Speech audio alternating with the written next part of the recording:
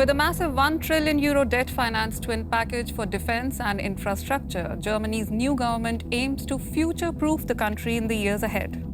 Whatever it takes seems to be the motto of Friedrich Merz, Germany's likely next chancellor. Merz, the leader of Germany's Conservative Party, the CDU, alongside his expected coalition partner, the SPD, plans to pump huge amounts of money into defense, considering Trump's shift away from the EU and the threat posed by Russia. Additionally, up to €500 billion will be required to revamp Germany's ailing infrastructure, and all this will be funded by debt. If the plans do pass through the German parliament, the Bundestag, will Germany once again be seen as a role model for Europe? And will the public support this massive rearmament and infrastructure overhaul?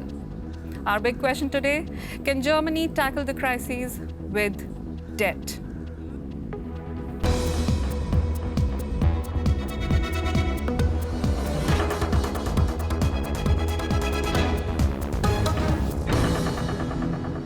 Hello and welcome to The Point. I'm Isha Bhatia Sanan here in Berlin.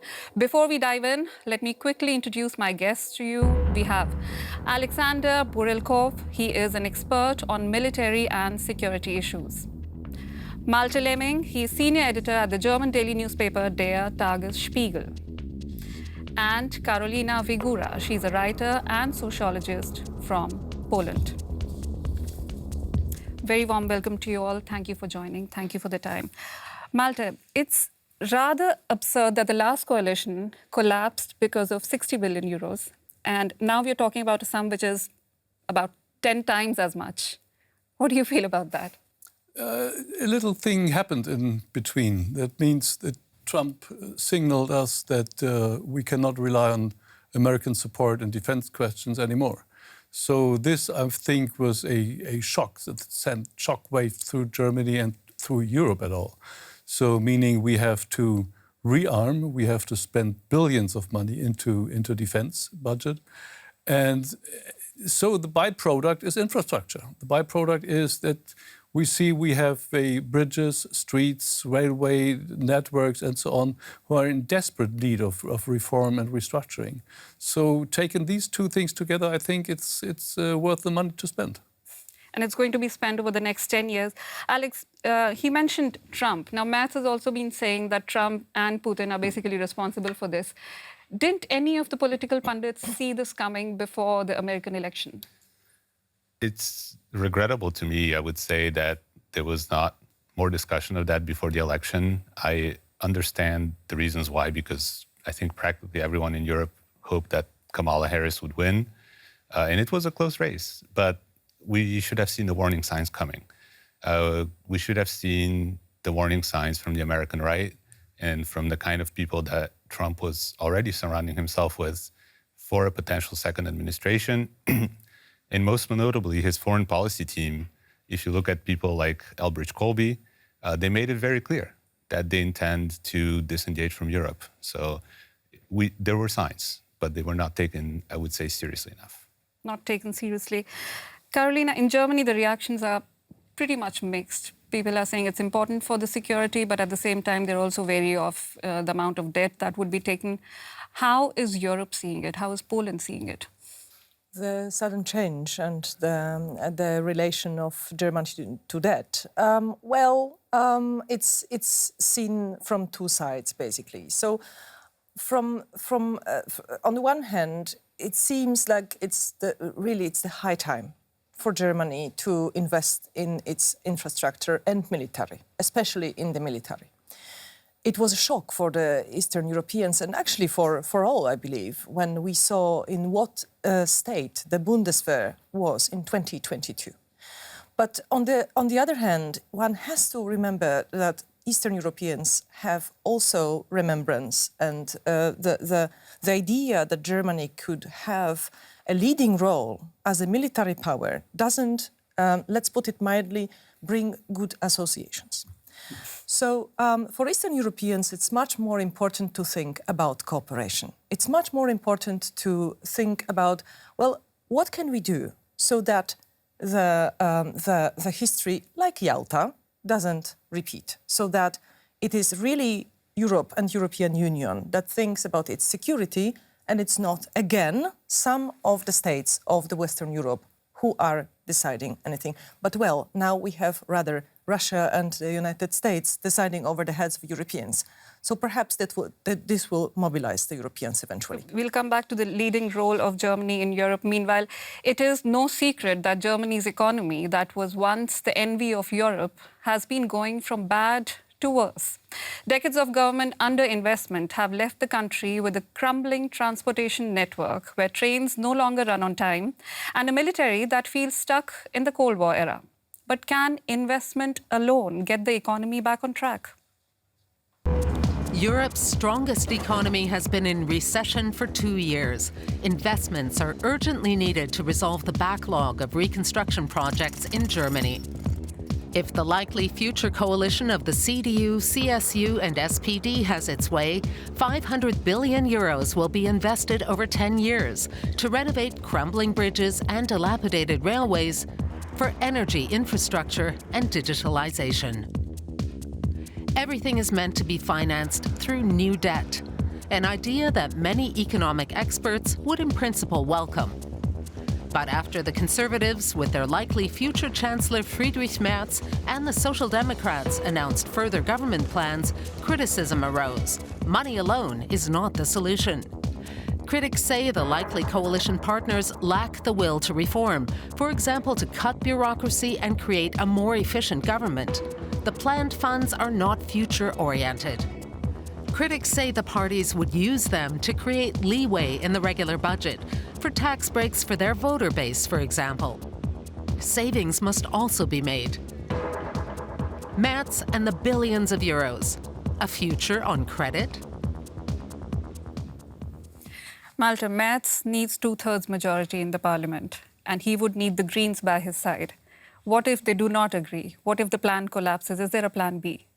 There is no plan B. I don't think so. I So mean, the new chancellor would be in a soup in addition, in that they case. need the okay from the Supreme Court, because now we have a governing an official governing parliament that was not elected. So there are a lot of ifs, but there is no plan B, and I think the demand for infrastructure restructuring and for defense is so huge that it would be catastrophic not to have a plan B, and there is no plan B. And how is he going to explain this to the Greens then? I mean, if the Greens understand that there is no plan B... They hope for the Greens to come on board. And they negotiate with the Greens, and I think they will, in the next couple of days, negotiate very heavily with the Greens. They have no alternative, because they can't rely on the next parliament, because then they need the Greens and another party like the FDP. They will say no, or the left-wing party, they will say no too. The new parliament so then we commences will have on... no reform of the debt brake, and that would be catastrophic, and could, if bad comes to worse, it could lead to social unrest, because we have to spend the money and we somehow have to take it somewhere. Like you say, technically it's still the old parliament, and the new one commences on the 25th. Yes. So Merz, the CDU and the coalition, they don't have too much time now to convince everyone. Carolina, infrastructure or rearmament? What, in your opinion, is more important at the moment? I do believe that Friedrich Merz basically has two challenges right now. And the two goals that you have mentioned actually mirror the two challenges. First, he has the challenge of the next election.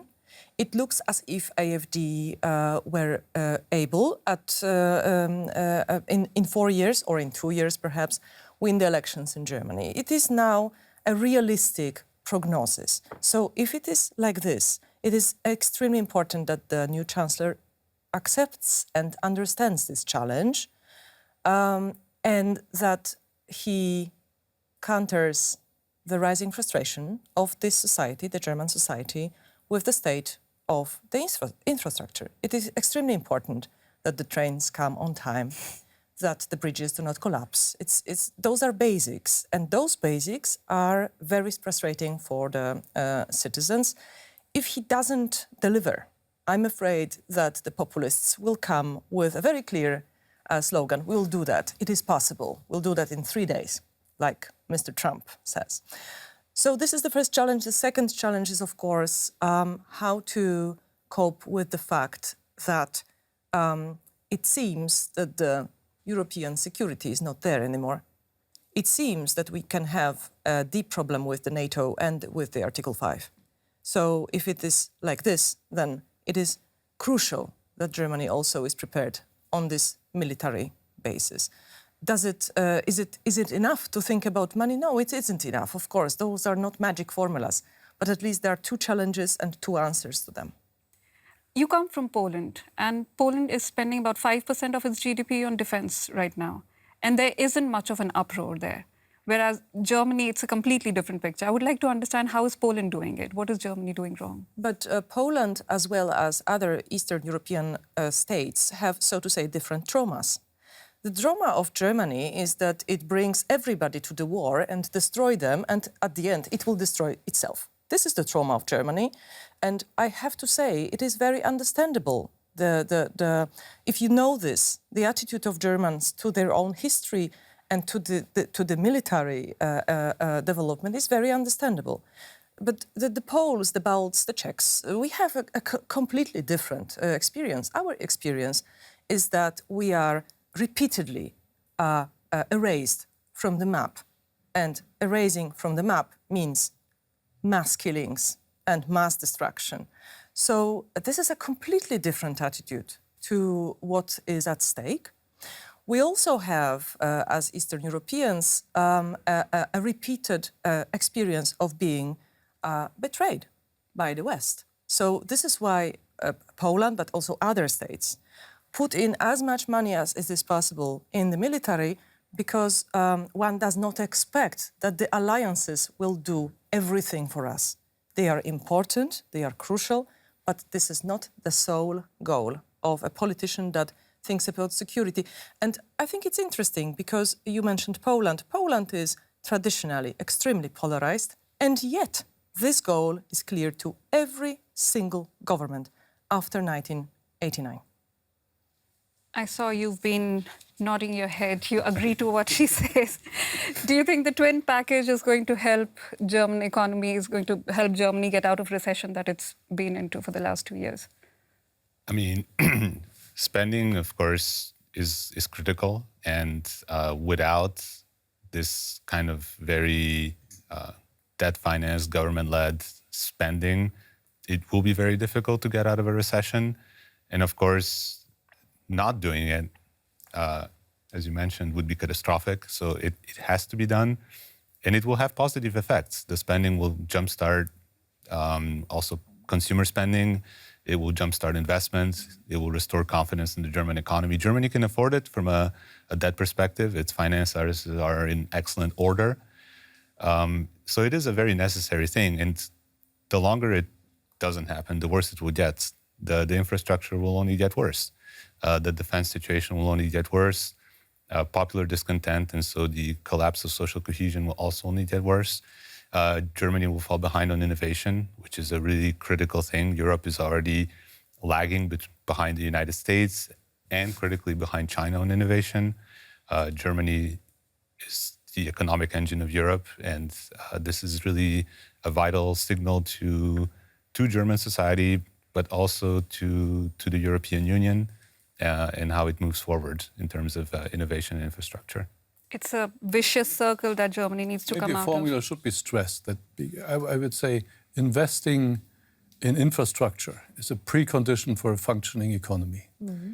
Investing in defense is a precondition for security of Europe. So both things has to be done, and I can't see any alternative to that. And I mean, it's so interesting that Angela Merkel, the former chancellor, she was the one who signed the debt brake law that is now in the Constitution and has to be reformed. But I think it was last year in her memoirs, she didn't regret it, but she said that she understands the need for reform because otherwise there could be social unrest, because the demand is much higher. The demand is healthcare, aging society, and so on and so on. So pensions, for example. So demand is much higher. So I think you risk social unrest if you don't reform the debt brake, but try to reform the whole system. And I think it's also important to understand that it was 2009 where she brought it in. Right. We are in 2025 right now. A lot has changed. It was the Eurozone crisis back then, and we've had this war in between. COVID. We've had COVID in between. So, of course, the reform is required. The reform needs to be reformed. So Germany's fiscal overhaul is not just about numbers. It marks a fundamental shift in how Europe approaches economic growth and security. In the current geopolitical climate, Merz wants to invest heavily in defense. He aims to push through a €3 billion aid package for Ukraine. And he is determined to do absolutely whatever it takes. I want to make something very clear. In light of the threats to our freedom and peace on our continent, this must now also apply to our defense. Whatever it takes. A complete U-turn by the soon-to-be German Chancellor Friedrich Merz. The CDU leader is suddenly ready to relax Germany's strict debt brake. Hundreds of billions of euros could flow into armaments projects in the coming years. Germany has a lot of catching up to do. It has supplied Ukraine with more arms than any other European country. Another problem is a shortage of troops. Germany needs about 20,000 more to reach its target of more than 200,000. By comparison, Poland has 216,000 soldiers. That is the third largest force level in NATO, behind the US and Turkey and ahead of France. Germany is currently discussing reintroducing conscription. According to a survey, 58% of Germans would be in favor. However, around 2/3 of those under 30 say no thanks. Can Germany become a leader in European defense? Malta, Germany is short of 20,000 soldiers, as we heard. Is it really important to get in this mandatory army training? I think yes. I think there should be a mandatory service. I think it should be for men and women. You might have different timetables, let's say for women like 14 months and for men like 10 months. And they should be able to decide upon what kind of service they have. It's a civil service or a military service. So that's the solution I would prefer. So it should be equal, it should be some kind of just concerning generation, not just men. And it would help on both fronts. It would help on the defense front and it would help on the social front because we are in dire need of people working, skilled worker as well as non-skilled worker in healthcare and other parts of that. But we are talking of a different generation. I mean, of course, Ukraine is not too far away, but this generation has basically heard of the war, seen it in movies, read about it in books. Do you really think this generation is willing to go out and fight? How do you convince the youth? Sociological research shows that people who are prepared are more eager to say, yes, I will basically go and defend my country. So the Poles, the Czechs, the Balts, we are all looking at Finns today. Everybody wants to be Finland. Why? In Finland, they have trained people, their citizens, for decades. And it starts as soon as in the kindergarten. Not in the meaning that the children get weapons into their hands, of course not. But they are, for example, taught, what do I do in a crisis situation? What do I do if there is an attack? Where is my shelter? What do I pack? So those are most important questions. And we have to remember that this military training is not only about taking a weapon and fighting, but it's also about what do I do? How do I save my family? Where do I go? So this is extremely important. And we have had this discussion basically from 2022.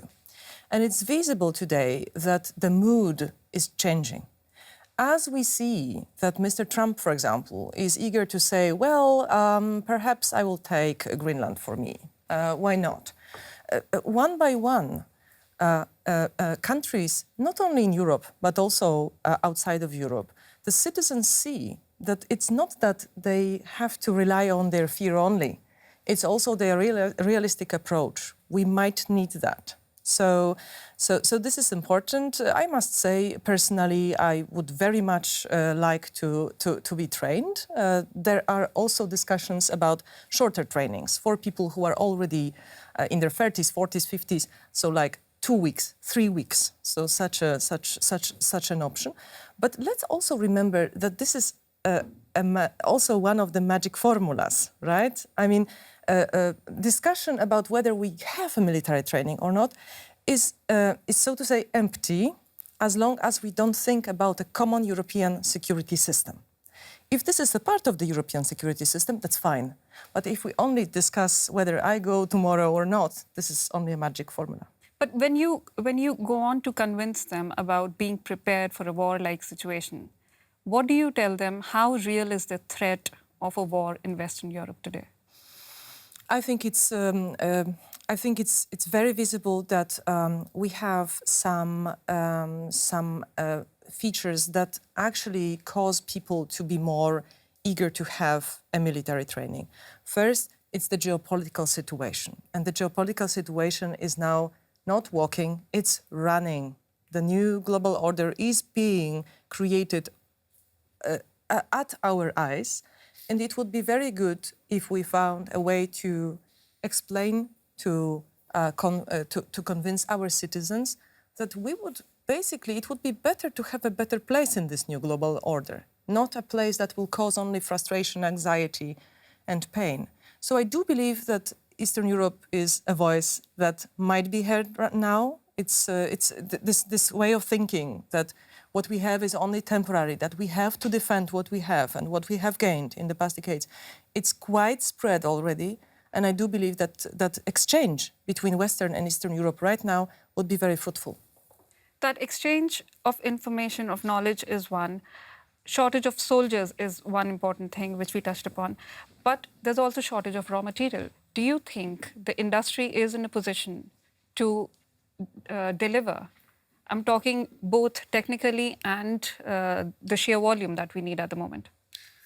So when it comes to industry, we have the technical knowledge in Europe to produce world-class armaments, especially in the sector that we most need, which is going to be land warfare, so tanks, artillery, infantry fighting vehicles, and so on. We have the knowledge, and we have the capability to produce them and to produce them to a quality that is suitable for the modern battlefield. The problem we lack, as you mentioned, is, of course, scale. We produce these things at a tremendously low volume. And this is also not just a European problem. The United States defense industry has been struggling for a long time now. But scaling it up is a challenge that is not just a challenge of money. And more than even raw materials, the challenge will be creating mechanisms so that industry can be sure that these are long-term contracts. No company out there is going to build new production lines if they are looking at three-year timeframes. They will do it if they are looking at 10, 15, 20 years of support and constant, stable funding. Without that, there's just no reason for them to do so. And so that is going to be, should be part of that discussion, because we are talking about spending all this money now. What comes after? Where is going to be the stability for the market? We have market-based defense contractors, unlike, say, China or Russia, for that matter. And so we have to be aware of that and to create that kind of stability on a European level, of course, because Central and Eastern Europe has a lot of capacity, industrial capacity, and can produce at very cost-effective prices, which should also be part of the discussion. So Rheinmetall is looking forward to a lot of new contracts now. Yes, it is. there's raw material, there is technical know-how, which you say, of course, we have. But then you also need skilled labor. You need people to be able to manufacture that. And there's shortage of skilled labor as well. So that's also one big theme that needs to be discussed, right? I mean, there is a reason why Rheinmetall is looking to continually expand its facilities in Hungary. There is a lot of skilled labor there that is available, that is very cheap when it comes to skilled labor. And that's, of course, one of the reasons why. And again, Central and Eastern Europe can play an important role there because there is the skilled labor and the technical knowledge and the large-scale industrial enterprises to staff this expansion of production. And I mean, when it comes to the shortage of skilled labor, this is an issue everywhere, not just in Europe.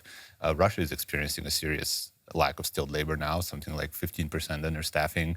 The US is even more serious. So we shouldn't, it is an important part of the discussion, but we should also be realistic, I would say, about what the state of everyone else is as well. Okay, so we are running low on time. But final question, I think everyone on the table agrees that infrastructure is required, military, we need more money to be put in there. But will this push Germany and Europe forward, or are we walking into a next debt trap? There is no alternative. It has to bring Germany forward. And I mean, we just saw Friedrich Merz, from the CDU, and I think there are two souls in his heart. One is still on the side of the thrifty Swabian housewife that Angela Merkel once posed with, and it's part of his own party. But the other is to see reality as it is. Okay. Reality means to whatever it takes. Whatever it takes. That's all the time we have. If you're watching us on YouTube, do let us know what you think. We'll be reading your comments. Thank you for watching.